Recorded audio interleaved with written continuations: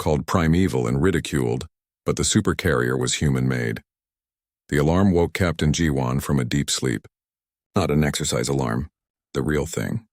She was on her feet and dressed in 90 seconds, running through the corridors of the Indomitable toward the bridge. Commander Daehyun was already there, his face grim. "We have a situation, Captain. A big one." On the main screen, red markers showed enemy contacts, dozens of them pouring through the edge of Coalition space. Ships that looked wrong, angular, aggressive, covered in weapons. "Who are they?" Jiwan demanded. "They call themselves the Kral Dominion," Daehyun answered. "Coalition intelligence has files on them, but it's all decades old. They're an aggressive empire from beyond our space. They've been watching us for a long time." Fleet Admiral Jinwoo's face appeared on the communication screen. He looked like he'd aged 10 years in the past hour. "All ships are to fall back to defensive positions immediately. The Kral have launched a full-scale invasion of the Kepler frontier. This is not a drill." "How many ships?" Jiwan asked. "At least 200 that we've detected, possibly more." Jinwoo's expression was dark. "Captain, they've been studying us. They know our technology, our tactics, our weaknesses. The first battle group that engaged them was destroyed in less than an hour." The bridge went silent. An entire battle group, gone. That quickly. "Admiral, what are our orders?" Jiwan asked. "Retreat to the wormhole junction at Sector 7. All ships will evacuate through there to Coalition core space. We're abandoning the Kepler frontier." Jinwoo paused. "The Indomitable will join the evacuation." Jiwan looked at her crew. Suji at the helm, her hands already plotting the course. Taeyong at weapons, his young face pale but determined. Hyuk at engineering, checking systems. Dr. Yunho preparing sickbay for possible casualties. On the tactical display, she could see it happening. Coalition ships were already running. The Kral were pursuing, cutting them down one by one. "Admiral," Jiwan said slowly, "how many ships need to evacuate through that wormhole?" 73 from various species. "Military and civilian." Jinwoo's eyes narrowed. "Why?" "Because someone needs to buy them time. The Kral will catch them before they can all get through. Ships will be destroyed waiting in line to escape. That's not your problem, Captain. Your orders are to—" "With respect, Admiral, I'm volunteering the Indomitable to cover the evacuation. We'll hold the wormhole entrance." The bridge erupted in shocked murmurs. Daehyun stared at her. "Captain, we'd be facing the entire Kral fleet alone." "Not the entire fleet. Just whoever gets there first. It'll buy the others time." Jiwan looked at Jinwoo. "Sir, we just spent 3 months proving this ship can take a beating. Time to prove it wasn't a fluke." Jinwoo was quiet for a long moment. "You understand what you're volunteering for?" "Yes, sir. You'll likely be destroyed. Better than doing nothing, sir." Another pause. Then Jinwoo nodded slowly. "Approved. Hold that position as long as you can, Captain, and—" His voice softened. "Good luck." The transmission ended. Jiwon turned to her crew. "You heard the plan. Anyone who wants to transfer to an evacuating ship has 2 minutes to get to the airlock." Nobody moved. "We're staying, Captain," Suji said. The others nodded. "Then let's get to work. Hyuk, I want every system running at maximum capacity. Daehyun, coordinate with the evacuating ships. I want them gone as fast as possible. Taeyong, load every gun we have. Dr. Yunho, prepare for casualties." The Indomitable moved into position at the mouth of the wormhole. Behind them, Coalition ships began the evacuation. Slow, terrified vessels limping towards safety. Some were damaged from earlier engagements. Others were civilian ships that had never expected to see combat. "How long until the Kral arrive?" Jiwan asked. "Estimate 20 minutes, Daehyun answered. 20 minutes. 73 ships to evacuate. Some would make it, not all. But every minute the Indomitable bought them meant more lives saved." The Kral arrived in 18 minutes. 3 battleships, each as large as the Indomitable. They came in fast, confident, weapons already charging. Then they saw what was waiting for them. A single human ship, positioned defensively, all weapons pointed forward. The lead Kral commander sent a message. It was translated by the ship's computer into something humans could understand. "Move aside, primitive vessel. You cannot stop us. We have studied your coalition technology.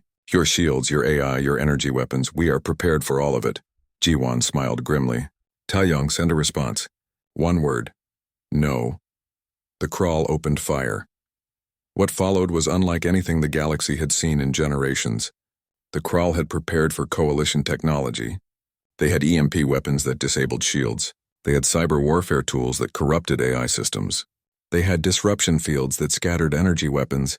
They were not prepared for the Indomitable. The EMP strikes hit the human ship and did nothing. Fusion reactors didn't care about electromagnetic pulses. The cyber attacks found no networked systems to corrupt. The Indomitable's critical systems weren't connected to anything hackable. The disruption fields activated and found no energy weapons to scatter. Then the railguns opened fire. 30 batteries, firing solid projectiles at fractional light speed. The Kral had shields, but they were designed to stop energy weapons. The kinetic rounds punched through like the shields weren't there. The first Kral battleship took 12 hits and reeled backward, armor crumpling. But there were 3 of them, and they were learning. They focused fire on the Indomitable from multiple angles. Plasma weapons, particle beams, projectile weapons of their own. The human ship's armor absorbed incredible punishment, but it was taking damage. Hull breach on Deck 7. Hyuk shouted over the noise. Sealing now. Reactor 2 is offline. Another engineer called. Reroute power from secondary systems, Hyuk ordered, his hands flying over controls. Suji threw the massive ship into evasive maneuvers. They weren't graceful. The Indomitable moved like an angry brick.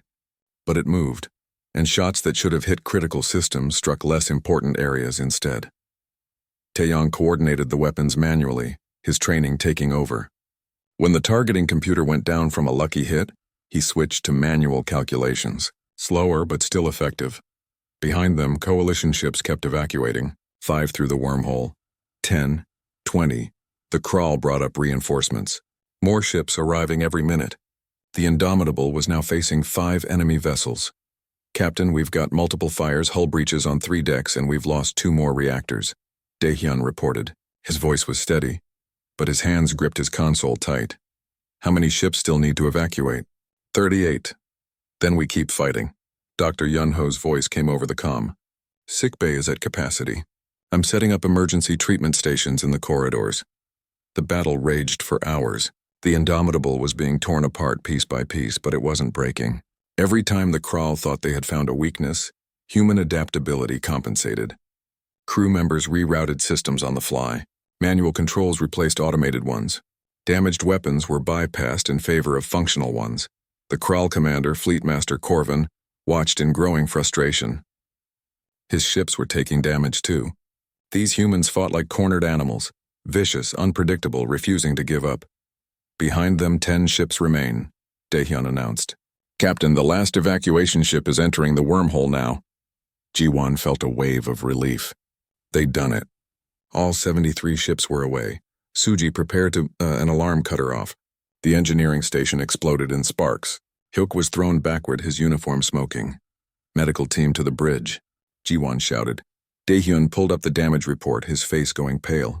Captain, the FTL drive is destroyed. We can't follow them through the wormhole. We're trapped. The bridge went silent except for the sounds of battle. Trapped in enemy territory. No way home. The last evacuation ship disappeared through the wormhole. Behind the Indomitable, the entrance closed. They were alone. Called Primeval and Ridiculed. But the Supercarrier was human-made. Captain Ji-won stared at the tactical display. 5 Kral battleships surrounded the Indomitable. More were on their way.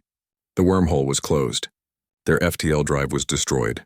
By any reasonable calculation, they were dead. Status report, she said calmly.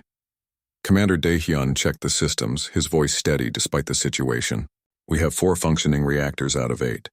60% of our weapons are still operational. Armor is compromised in multiple sections but holding. We have casualties across all decks, but the ship is still combat capable. And we're 3 weeks from coalition space at sublight speed, Lieutenant Suji added quietly.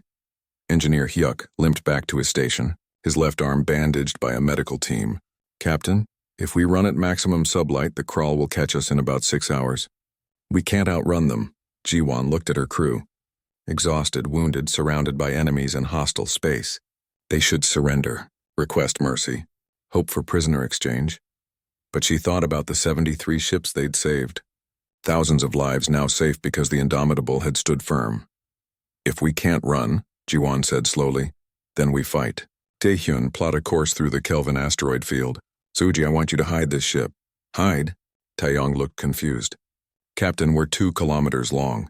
The Kral track ships by energy signatures and computer predictions, Hayek said, understanding dawning on his face. But if we power down to minimum levels and drift like debris, they'll be looking for a ship trying to escape, not one playing dead. Jiwan finished. We become ghosts. We pick our battles. We make them pay for every inch of space they take. The Indomitable limped into the asteroid field. Behind them, the Kral fleet was organizing for pursuit. They expected the human ship to run. That's what any logical opponent would do. Humans, the Kral were about to learn, didn't always do the logical thing. Suji found a position deep in the field, nestled between 3 massive asteroids. She killed the engines and let momentum carry them. The ship went dark. Minimal power only. No active sensors. No communications. Just passive listening. We're invisible, she whispered. For 2 days they drifted. The Kral fleet spread out searching. Scan beams swept through the asteroid field. But they were looking for active ships. The Indomitable, running on minimal power and surrounded by metal-rich asteroids, looked like just another piece of rock. On the 3rd day, a Kral destroyer passed within 5 kilometers, scanning for energy signatures. It found nothing. They're expanding the search, Daehyun reported quietly. Looking further out? Good, Jiwan said. Let them waste time and fuel. When they're spread thin, we strike. The crew spent the time making repairs. Hyuk and his engineering teams worked miracles with limited resources. Dr. Yunho treated the wounded. Taeyong recalibrated weapons. They couldn't restore the Indomitable to full capacity, but they could make it deadly. A week into their hiding, opportunity came. A Kral supply convoy lightly guarded, heading to resupply the search fleets. Jiwan made the decision. We hit them, fast and brutal, then we disappear again. The Indomitable drifted out of hiding, engines cold, weapons ready. The convoy didn't see them until it was too late. Railguns opened fire at point-blank range. 3 supply ships were destroyed before they could send a distress signal. The 4th got a message out, but by then the Indomitable was already gone, disappearing back into the asteroid field. The Kral were furious. How was this damaged human ship striking from nowhere? Fleetmaster Corvin studied the reports. The Indomitable should be easy to track. Every coalition ship was. They used power-hungry systems that screamed their location across space. But this human vessel kept vanishing. They're adapting, Corvin said to his officers. Fighting like prey animals. Hiding, striking, running. Should we withdraw? One officer asked. No, that ship is alone and damaged. We outnumber them 50 to 1. We will find them. But finding the Indomitable proved difficult. The human ship attacked again 3 days later, destroying a Kral communications relay. Then it vanished. 5 days after that, it ambushed a patrol group, destroying 2 escort fighters. Then it was gone again. The crew of the Indomitable was exhausted but determined. They were wounded, outnumbered, and stranded, but they were still fighting. Researcher Soo-young, the Veloth who had stayed aboard to study human technology, proved invaluable. She helped integrate salvaged Kral equipment into the ship's systems. Not all of it worked, the technological gap was too large, but some pieces could be adapted. The Kral are getting frustrated, Daehyun reported after intercepting their communications. They're calling us the ghost ship. Some of their crews are scared of us. Good, Jiwan said. Fear is a weapon too, but supplies were running low. The Indomitable couldn't hide and fight forever. They needed rescue. 2 weeks after being stranded, a message came through on a coalition emergency frequency. Fleet Admiral Jinwoo's voice distorted by distance but unmistakable. Indomitable, if you can hear this, a rescue fleet is coming. Hold on, the crew cheered. They were coming. But it would take time, at least 4 more days. The Kral intercepted the message too. Corvin immediately understood. If he could destroy the human ship before rescue arrived, he would eliminate the ghost that had been haunting his forces. He called in every available ship and began a systematic search. The asteroid field was sealed off. Scan after scan swept through. The Kral were methodical, patient, determined. On the Indomitable, Hayek watched the sensors. Captain, they're getting close. They'll find us within 12 hours. Can we move to a new hiding spot? Not without them seeing us. The moment we power up engines, they'll know. G1 made a decision. Then we don't hide anymore. We go loud. The Indomitable powered up completely. Every system, every weapon, every reactor. The energy signature blazed across space like a beacon. The Kral fleet converged immediately. 30 ships, all heading for the human vessel. Suji, get us to the edge of the asteroid field. Maximum speed. That'll take us right into their main force. I know. Do it anyway. The Indomitable burst from cover, weapons firing. It wasn't trying to hide now. It was trying to survive long enough for rescue to arrive. The running battle lasted 3 hours. The human ship took horrific damage. Hull breaches appeared faster than they could be sealed. Reactors overloaded. Weapons failed. Crew members died at their stations, but the Indomitable kept fighting. When computers failed, manual controls took over. When weapons broke, crew members used whatever still worked. When the ship couldn't run anymore, it turned and fought. Dr. Yunho worked in sickbay covered in blood, saving lives with tools that would have been considered primitive centuries ago. Suji flew the dying ship with pure instinct, making maneuvers no AI would attempt. Taeyong kept firing weapons even when the targeting systems were gone. Then, salvation. Multiple wormholes opened and coalition ships poured through. Not just any ships, a mixed fleet incorporating human design principles. Ships with thick armor, redundant systems, backup controls. Ships that could take a hit and keep fighting. And leading them was a brand new vessel, the HCNS Defiant, sister ship to the Indomitable. The Kral fleet suddenly found itself caught between two forces. The ghost ship they'd been hunting was still fighting, and now reinforcements had arrived. Fleet Master Corvin made a tactical decision. His forces withdrew. The Battle of Kepler Frontier was over. The Kral invasion had been stopped.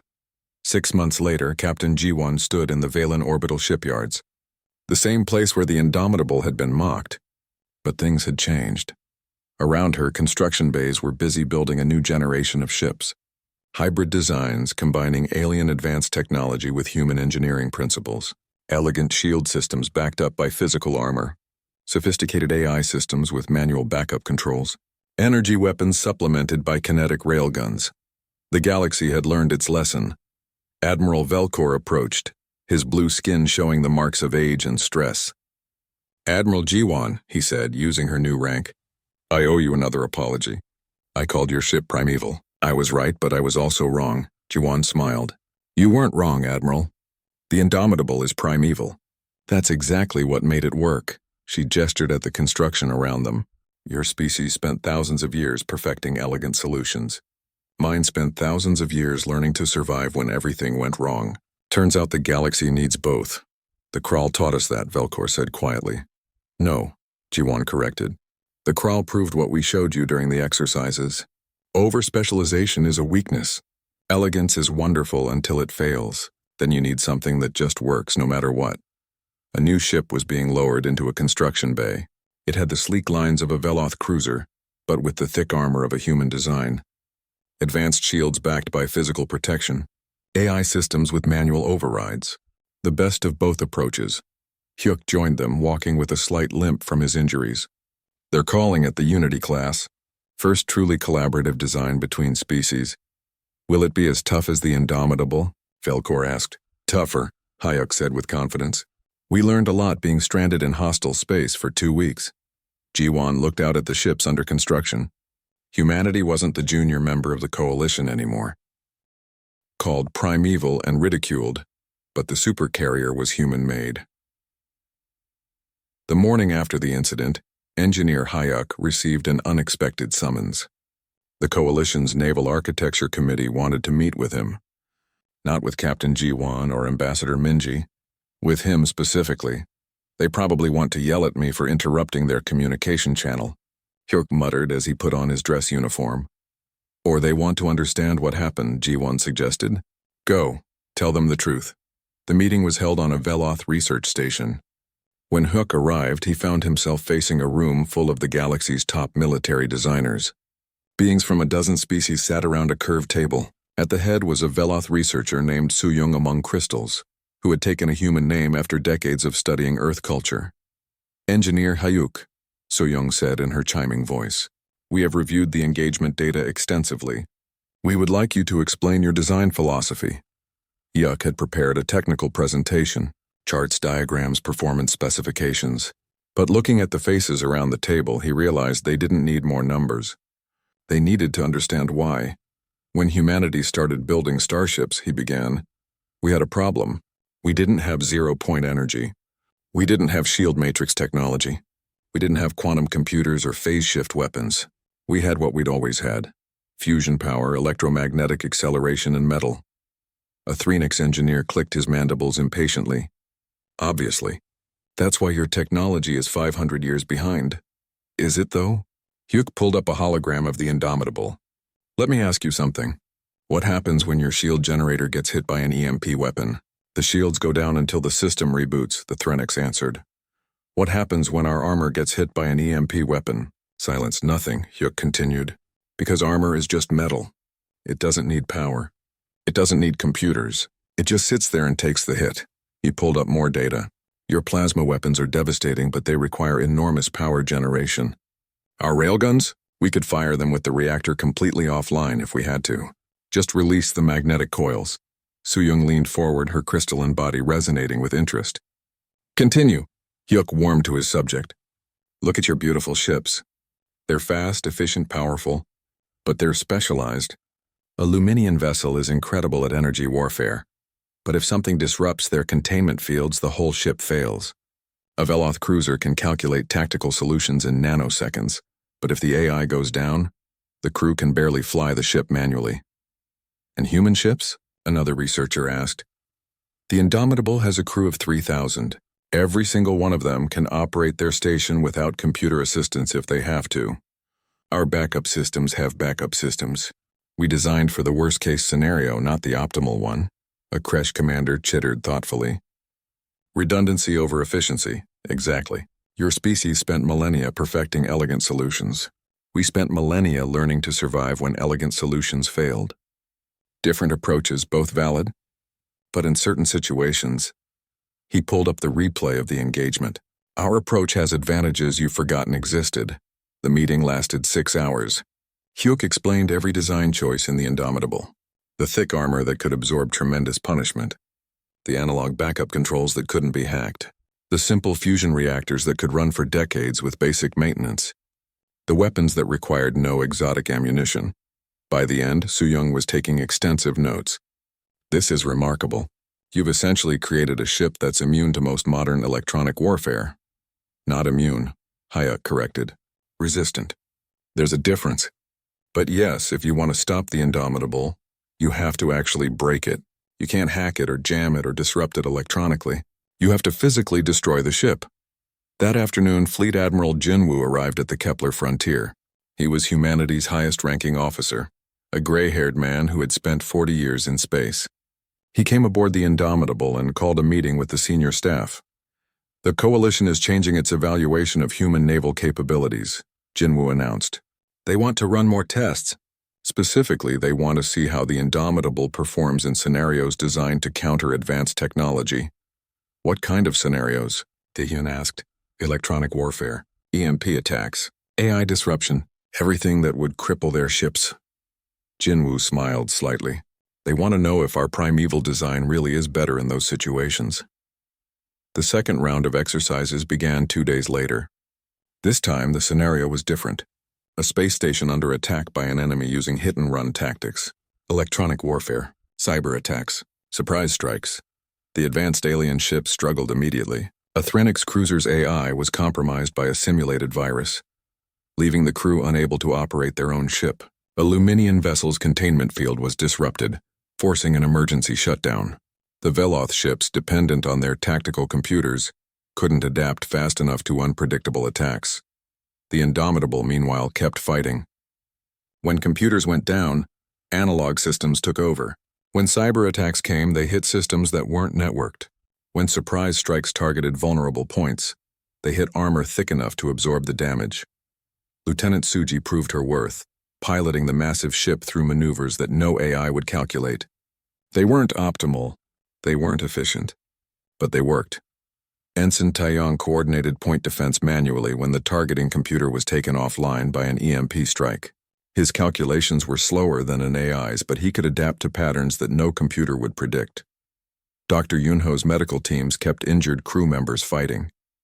In ships where medical bays relied on sophisticated computers, wounded crew stayed wounded. On the Indomitable, the doctor could work with basic tools if necessary. The exercise lasted 12 hours. When it ended, The Indomitable was the only ship still rated as combat capable. Admiral Velcor watched the results in silence. His earlier mockery seemed very far away now. Finally, he approached Captain Jiwan. "I owe you an apology," he said quietly. "I called your ship Primeval. I meant it as an insult." "I know," Jiwan replied. "But I was wrong. Not wrong that it's primeval. Wrong that it's a weakness." Velcor gestured at the tactical display showing the various disabled ships. "We built vessels for the warfare we expected. Perfect solutions for perfect scenarios. You built for the warfare that actually happens. Messy, unpredictable, brutal. We built what we could afford," Jiwan corrected, "and made sure it would work no matter what." That evening, the Coalition's Supreme Military Command held an emergency session. The topic: revising military doctrine to account for the weaknesses exposed by the exercises. Su-young presented the findings. The galaxy's navies had become over-specialized. They had focused on advancement while forgetting resilience. Their ships were powerful but fragile. Their systems were efficient but vulnerable. "The humans didn't show us better technology," Su-young concluded. "They showed us that we'd forgotten basic principles. Redundancy, simplicity, robustness. These aren't primitive concepts. They're foundational ones." The debate raged for hours. Some species were defensive, insisting their technology was still superior. Others were more thoughtful, recognizing the lesson being offered. In the end, the military command issued new guidelines. Coalition ships should incorporate redundant systems, backup controls, hardened armor, not replacing advanced technology, but supplementing it with proven basics. On the Indomitable, the crew celebrated properly this time. They had done more than win exercises. They had changed minds. Hyuk raised his glass in the mess hall. "To being primeval." The crew cheered, but outside in the darkness of space something was moving.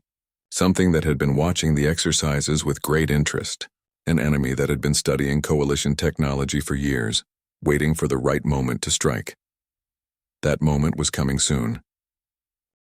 Called Primeval and Ridiculed, but the Supercarrier was human-made. 3 months had passed since the humiliating exhibition. Captain Jiwan sat in the command chair of the Indomitable, reading the message that had just arrived from Coalition Command. "Military exercises in the Kepler frontier. All member species invited to participate." "It's a chance," Commander Daehyun said, reading over her shoulder. "Or another chance to embarrass ourselves," Jiwan replied, but she was already composing her response. The Indomitable would participate. Coalition Command was not enthusiastic. The response came back quickly. The human ship could join, but only in a support role. No primary combat assignments. The message was clear. They didn't trust humanity's primeval warship in actual tactical scenarios.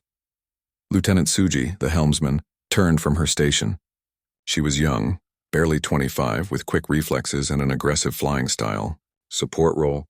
That's insulting." "That's reality," Jiwan answered. "We take what we can get."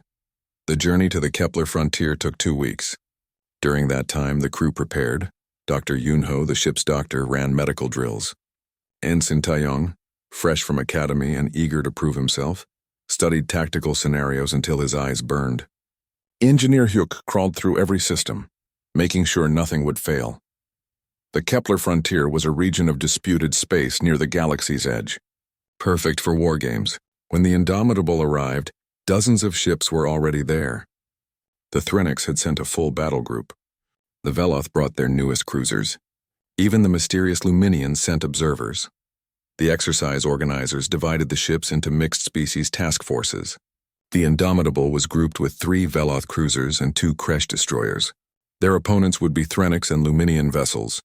The Veloth commander, a being named Crystalline Star 7, made it clear from the start that he would be running the tactical decisions. The Indomitable could follow and observe, learn from superior technology. Jiwan bit back her frustration and agreed. The first engagement began at dawn on the second day. Dawn was a meaningless term in space, but the Coalition maintained day-night cycles for biological crew members. At precisely 0600 hours, the exercise commenced. Jiwan watched from her command chair as the Veloth and Kresh ships performed maneuvers that seemed impossible. They blinked in and out of space with micro-FTL jumps. Their weapons phased through solid matter to strike weak points. Their shields absorbed incoming fire like it was nothing. The Indomitable lumbered along behind them, moving at what the aliens considered comically slow speeds. Its railgun stayed silent. Its crew watched the elaborate dance of advanced warfare happening around them. "This is pointless," Suji muttered. "We're just floating here." "Watch and learn," Daehyun said, though his voice carried frustration too. The mock battle raged for 3 hours. The Veloth and Kresh ships worked in perfect coordination with their AI systems. Every movement was calculated. Every shot was precise. Against the Thranix and Luminian forces, it was a magnificent display of technological superiority. Then something unexpected happened. A Thranix battlecruiser, attempting an aggressive flanking maneuver, pushed its shield generator too hard. The telltale shimmer around its hull flickered and died. For 90 seconds, while the system rebooted, the ship was vulnerable. Crystalline Star 7 immediately ordered an attack, but his ship's AI hesitated. The targeting computer was designed for shield-based combat. It didn't know how to efficiently target bare armor. The Kresh destroyers had the same problem. Hyuk saw it first. His fingers flew across his engineering console. "Captain." The Thranix ship portside section. The armor plating there is designed to resist energy weapons, but kinetic impact. Ji-won didn't need to hear more. "Suji, bring us to firing range. All batteries load armor-piercing rounds. Taeyong, give me a firing solution. Manual targeting. Manual." Taeyong's voice cracked slightly, but his training kicked in. His hands moved across the weapons console, calculating trajectories the old-fashioned way, with math and physics, not AI predictions. The Indomitable changed course, slowly, ponderously, but steadily. The other ships in the task force were still trying to get their AIs to calculate an attack strategy. The Thranix captain saw the human ship approaching. He wasn't worried. Everyone knew humans used primitive kinetic weapons. His armor was rated to withstand direct hits from anything short of a planet killer. Some thrown metal wasn't a threat. "Firing range achieved," Suji announced. "All batteries," Ji-won ordered. "Fire." 30 railgun batteries spoke at once. Each gun launched a projectile weighing several tons. Magnetic acceleration pushed them to a significant fraction of light speed. In the vacuum of space, there was no air resistance to slow them down. The projectiles crossed the distance in seconds. The impact was spectacular. The Thranix armor, designed to disperse energy from plasma and laser weapons, had nothing to disperse. The kinetic energy of 30 massive projectiles hit like the hammer of an angry god. Metal crumpled.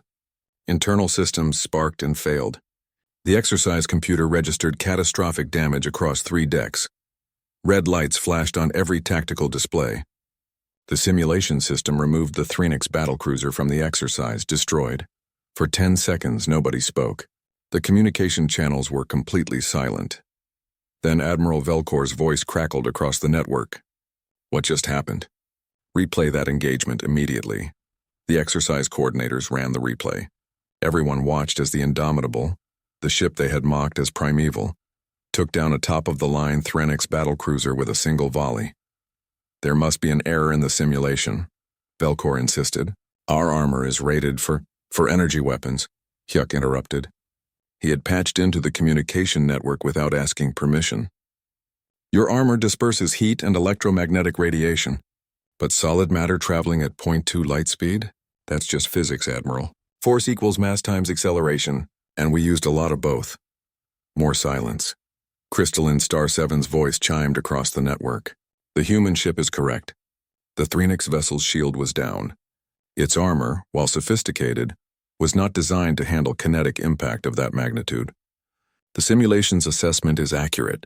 The exercises continued, but everything had changed. Ships that had ignored the Indomitable now kept careful track of its position. Commanders who had dismissed human technology started asking questions. In the Indomitable's mess hall, the crew celebrated quietly. They hadn't won the exercise, far from it. But they had proven something important. Dr. Yunho raised a cup of coffee. "To primeval technology, to physics," Hyuk countered with a grin. "Works the same for everyone, no matter how advanced you think you are." Ji-won allowed herself a small smile. One lucky shot didn't prove anything conclusive, but it was a start. The galaxy was watching now. The cute little boat had teeth. That night, as the crew slept, priority messages flew between coalition military commands. Research teams were already pulling up data on the engagement. Military analysts were running new simulations. Questions were being asked. Questions like, what else had the galaxy forgotten in its rush toward more and more advanced technology? What other old solutions might work better than new ones? And most importantly, what would happen if humanity's approach was actually better for certain scenarios? Admiral Velcor didn't sleep that night. He watched the replay of the engagement over and over, his confidence slowly cracking. The primeval humans had just changed the game. Called Primeval and Ridiculed, but the Supercarrier was human-made. The Velan orbital shipyard stretched across space like a steel forest. Hundreds of vessels floated in the construction bays, each one a masterpiece of alien engineering. Ships from every corner of the galaxy gleamed under the distant stars. Today was the Grand Naval Exhibition, where the Galactic Coalition showed off its newest warships. Captain Jiwan stood on the observation deck of the human supercarrier Indomitable. Her gray uniform was pressed perfectly, but her hands gripped the railing a bit too tight. Behind her stood Engineer Hyuk, a young man with dark circles under his eyes from months of sleepless nights. Ambassador Minji adjusted her formal robes and took a deep breath. Commander Daehyun checked his datapad for the 100th time. The Indomitable was humanity's pride. It had taken 10 years to build. The ship was massive, over 2 kilometers long, with thick armor plating covering every surface. Rows of railgun batteries lined its flanks. 8 fusion reactors powered the vessel. Inside, 3,000 crew members waited nervously. "They're starting the presentations," Minji said quietly. Through the windows, they watched as other species showed off their ships. The Threnix Confederation displayed a battlecruiser that seemed to shimmer and bend light around its hull. The crystalline Veloth unveiled a vessel made of living crystal that hummed with energy. The insectoid Kresh presented a destroyer that could split into 5 separate combat units. Each presentation was met with applause and admiration. Alien dignitaries nodded approvingly. Military officers took notes. The technology on display was breathtaking. Then it was humanity's turn. Jiwan walked to the podium in the main exhibition hall. Thousands of aliens watched from floating platforms. Some had scales, others had multiple eyes, and a few existed as pure energy contained in special suits. She activated the holographic display showing the Indomitable. The HCNS Indomitable represents humanity's entry into supercarrier-class vessels. Jiwan began. Her voice was steady. She carries a complement of 120 fighters and bombers. Her primary armament consists of 70 railgun batteries, firing solid projectiles at near light speeds. She is powered by 8 fusion reactors and protected by ablative armor plating 1 meter thick. A sound rippled through the audience. It took Jiwan a moment to realize what it was. Laughter. A Threnix admiral stood up, his blue skin gleaming. "Forgive me, Captain, but did you say railguns? As in guns that throw metal?" "Yes, Admiral Velcor." "Magnetically accelerated projectiles." More laughter. Velcor's mandibles clicked in amusement. "How wonderfully primeval." "And fusion reactors, not zero-point energy or quantum cores." "Fusion has proven reliable and this armor," a Veloth representative interrupted, her crystalline voice chiming like bells. "Physical armor? You actually built a shell around your ship instead of using proper shield matrices?" Hyuk's jaw clenched. Jiwan maintained her composure. "Our design philosophy focuses on redundancy and reliability," she explained. "These systems require no exotic materials and can be repaired with basic tools." A Luminian being, existing as contained energy, flickered with what might have been confusion. "But why build with solid matter at all? It's so limiting, so heavy." The presentation continued, but the damage was done. Every feature of the Indomitable was met with barely concealed mockery. The physical ammunition storage was adorably old-fashioned. The analog backup systems were charmingly primitive. The fact that human crew members manually operated weapon stations was like watching ancient history. Admiral Velcor approached the display, examining the Indomitable's specifications. "I mean no offense, Captain Jiwan, but this design is at least 500 years behind current standards. A modern pirate raider could disable this vessel in minutes. The lack of proper shielding alone makes it vulnerable to any energy weapon." A Kresh commander chittered in agreement. "Our fighters carry plasma lances that would cut through that armor like it isn't there. No offense to your engineers, but perhaps humanity should observe a few more decades before attempting capital ship construction." Jiwan felt heat rising in her cheeks, but she kept her expression neutral. The Indomitable has completed all space trials successfully. She meets every coalition safety standard. The minimum standards, perhaps, Velcor said with what passed for a smile among his species. But in actual combat, against real threats? He shook his head. This cute little boat wouldn't last an hour. The meeting ended shortly after. As the human delegation walked back to the Indomitable through the connecting tube, nobody spoke. The silence was heavy. They could hear the echo of alien laughter following them. Once aboard, Hayuk exploded. Cute little boat? That condescending piece of engineer, Daehyun warned. No, he's right to be angry, Jiwon said quietly. She removed her uniform cap and ran a hand through her short hair. They humiliated us, made us look like fools in front of the entire galaxy. Minji sank into a chair in the briefing room. The other ambassadors were more polite, but the message was the same. Humanity isn't ready. We're children playing with toys we don't understand. We understand perfectly, Hyuk insisted. He pulled up the ship's design on the wall display. Every system on this ship was built for a reason. Yes, railguns are old technology, but they work. They're simple, reliable, and deadly. Fusion reactors don't need rare elements that only exist in 3-star systems. Armor doesn't fail because someone hacks your computer. Try telling that to Admiral Velcor, Daehyun muttered. Jiwon studied the image of her ship. The Indomitable wasn't beautiful like the alien vessels. It was blocky, functional, covered in weapons and armor. It looked like exactly what it was. A warship built by a species that knew war intimately. Maybe they're right, Minji said softly. Maybe we tried to run before we could walk.